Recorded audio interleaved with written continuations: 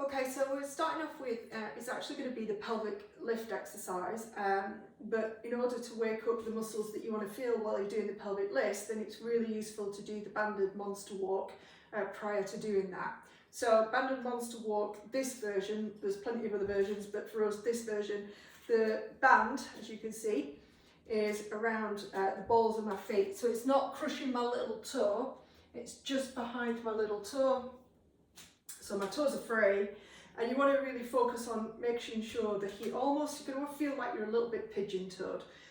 In other words, that your toes are pointing towards each other, but what you're actually trying to avoid is turning the feet out. So this is where they'll want to get to, because that allows you to use the front of your legs more than your glutes, right? So we go heels pointing out, and you're going to lead with the heel. And literally all it is, you take a little step one side, and then follow it up with the other. And you want soft knees, so I'm not here, not bending over, I'm just relaxed through the knees, so you're not locking them out. Yeah, so nice and soft through the knees, but you stay nice and upright. So step, and then control it in. Now there's a tendency, speed hides need, you've probably heard me say that several times already. So if you're just doing this, you're not going to get half as much out of the exercise as if you're actually controlling the movement. So I'm taking the weight onto one leg, I'm stepping away, and then I'm transferring the weight and controlling the other foot in. And you can probably see that my body is having to kind of move from side to side to do that. And eventually, you want to get to the point where you're eliminating as much as possible that need to sway. You will sway, and that's okay.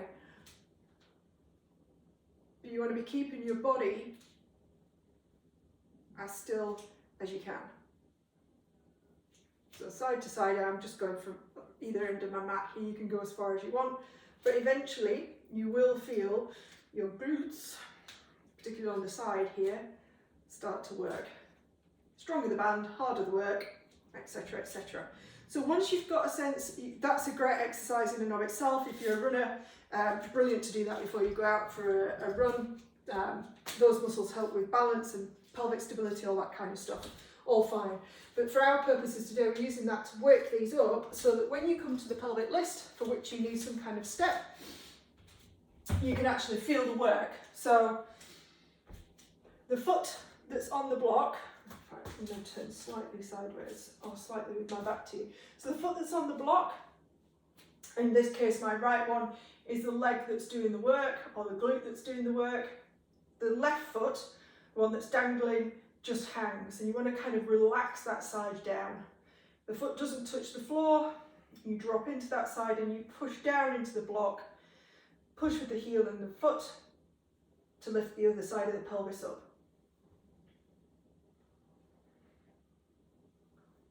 So I'm lifting, in this case, the right side. And if I come and do it this way, you should be able to see, so the pelvis is level, dropping the right side, pushing down into the block and lifting. And the work is coming from the standing side. Not the easiest thing to teach on camera. And you should feel it in those glutes. Similar sort of position to the exercise with the band. And the reason why is when you take a step, when you walk, or even when you run, it's a series of single leg balances, and you want to be able to have enough strength in these muscles on the side of the hips to keep your pelvis level.